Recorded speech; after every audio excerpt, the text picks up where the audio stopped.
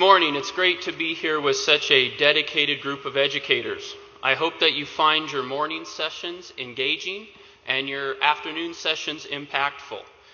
I'm sure you will all take some time to reflect, to challenge some of the assumptions we all have about 21st century learning today. I know that I will. I now have the privilege to introduce examples of Douglas County's finest student groups. I would like to start with a unique group of students from Castleview High School. These students saw an opportunity to apply their knowledge and their skills in a real-world applicable scenario. So I would like to introduce to you Reese's Robot Project Team.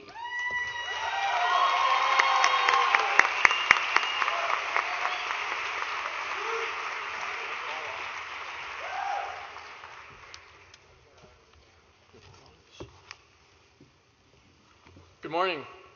My name is Hunter Linder. I'm a senior at Castleview High School. I've been an engineering student for the past 4 years under the belt of Mr. Hazelhurst. I'm also in the STEM Academy, or Science, Technology, Engineering, and Math for those of you who are unfamiliar. A little bit on my background. I moved to Douglas County 2 summers ago, before my junior year, and I've been at Castleview. I'm in their engineering program, and I'm one of the 3 members in the project we are here to talk to you about today.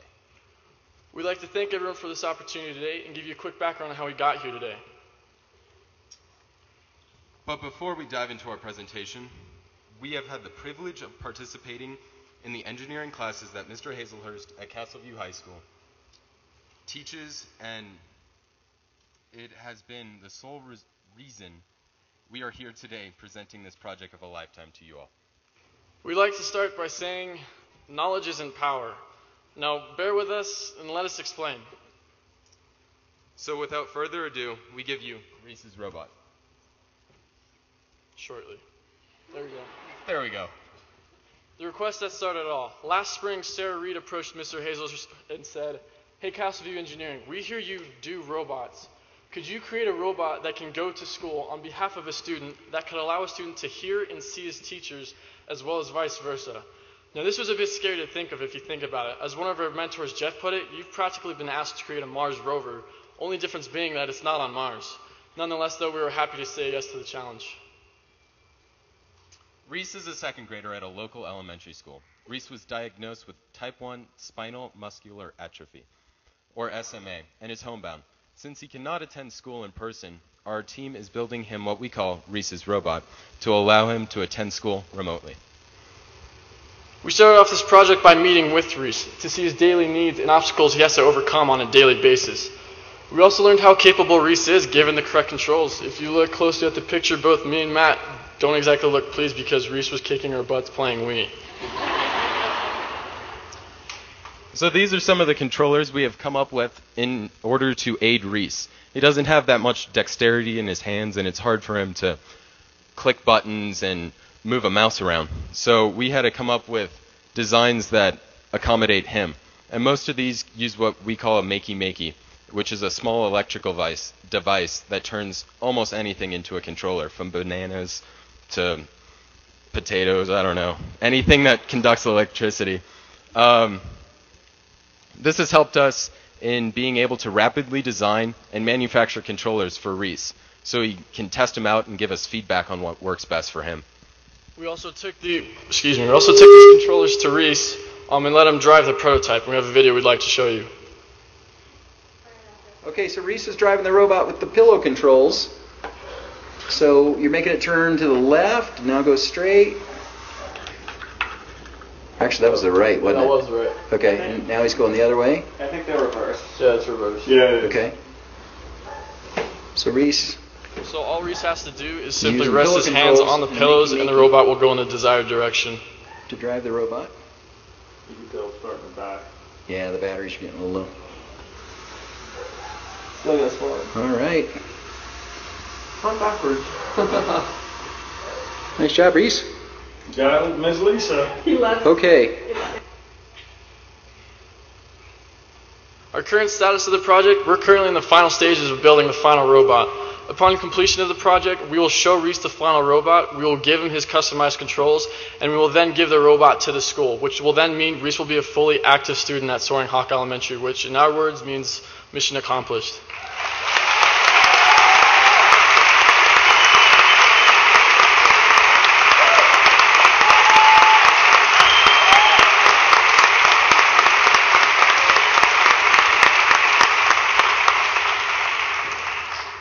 So this project fits in with the modern learning curriculum that some of the Douglas County schools are going to.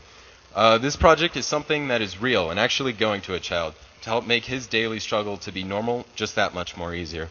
The project wasn't a cookie-cutter activity with a grading sheet and a due date just to have our teacher slap a grade on it. It was a project more than that.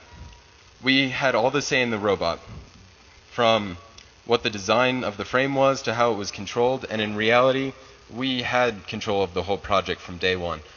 We never made a decision that wasn't agreed upon by our design team. Learning in the modern world is probably quite different than what you guys are familiar with. Knowledge isn't constricted to the four walls that we're used to. It's right at our fingertips. It allows for a higher level of learning. We can learn what we want when we want to know it, and we can also learn what we need to know when we need to know it. It's a further motivation to learn. This is how our project differentiates from any school project out there, because you get real-world problems.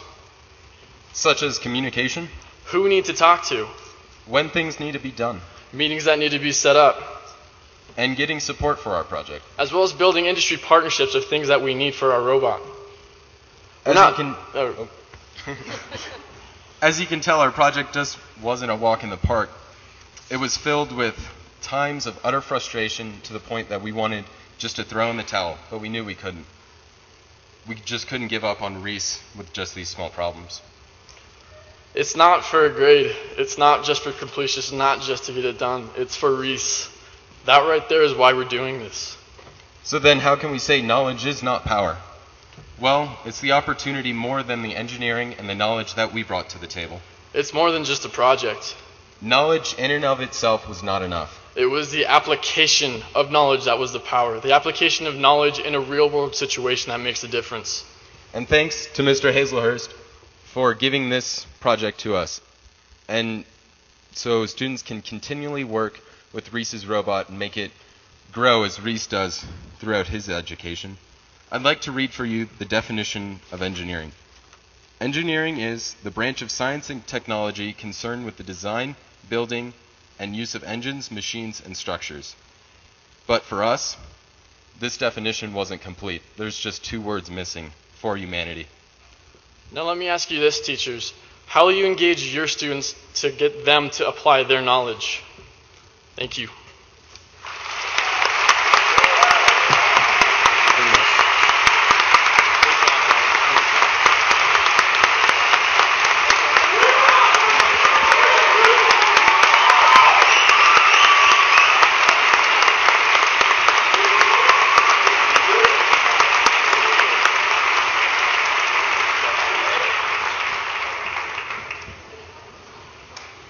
Wasn't that a wonderful story? I can't wait to get out to Soaring Hawk and see how it ends.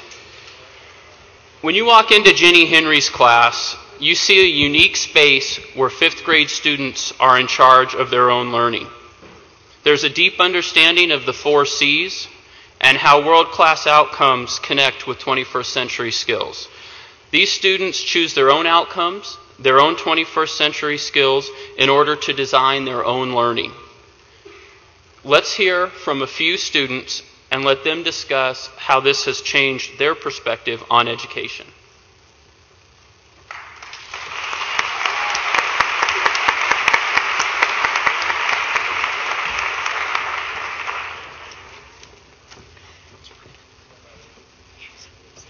Good morning and welcome, Douglas County educators. My name is Carson Fry. And my name is Logan Hodges. I'm a 5th grader at Copper Mesa Elementary. Thank you for allowing me to share a few thoughts about my learning experience in Innovative Classroom with you this morning. This year in my class, I've had the opportunity to explore and develop my passions and to integrate technology.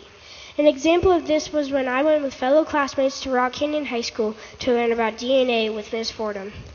I learned about PTC chemical, and I got to test if I could taste it or not. I extracted my DNA out of my cheek. I saw my DNA bands, and I'm only in 5th grade. DNA is fascinating and interesting. Because of my interest in DNA, I was given an opportunity to learn more about genetic research and how to identify different genes. My teacher began the year by focusing on our passions. We explore our interests and are connecting our passions and learning to GVCs and student skill expectations. Our teacher has handed over our learning to us. She guides us, teaches small groups, models innovative thinking, respects our differences, and lets us focus on what we care about.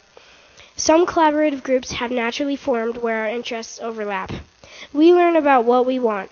Our subjects are all integrated, and we are even able to develop our own daily schedule. We still have lunch, recess, and specials, of course.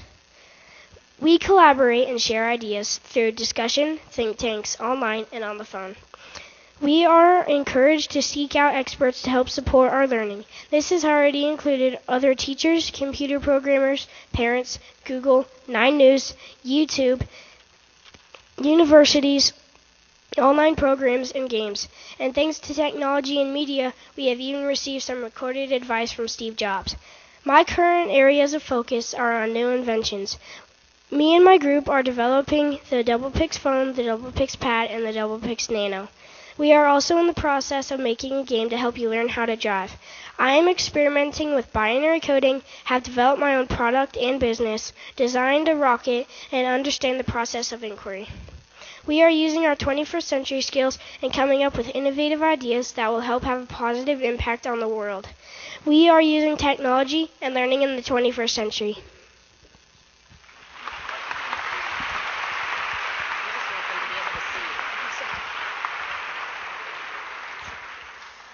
In class, we have interpreted and are using the GVCs and 4Cs. GVC stands for Guaranteed Viable Curriculum. This is the education that every child deserves. The 4Cs are communication, creativity, collaboration, and critical thinking. Those are the overarching rainbows in our learning and are integrated in everything that we do. Projects, activities, action plans, write-ups, and presentations.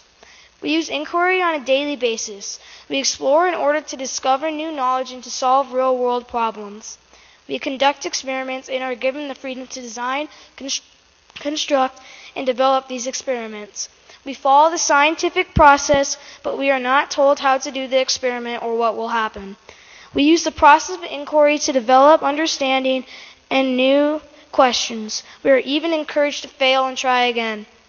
Being able to design my own curriculum has allowed me to dig deeper into my passions and areas of interest. I am able to deepen my learning and understanding because I can focus on topics for a longer period of time and develop and test theories and inventions. Currently, my work is focused on holographic communication research. I'm using the work done at University of Arizona to guide my thinking, and I am developing some new ideas and prototypes. It's pretty cool. I'm also creating a blog and participating in a website coding group. We are designing a website focusing on a fellow student's play, The Wishful Attic. I am learning how to use different programs to create multiple digital layers of visuals. We create different channels and are integrating computer programming, Photoshop, and blogging.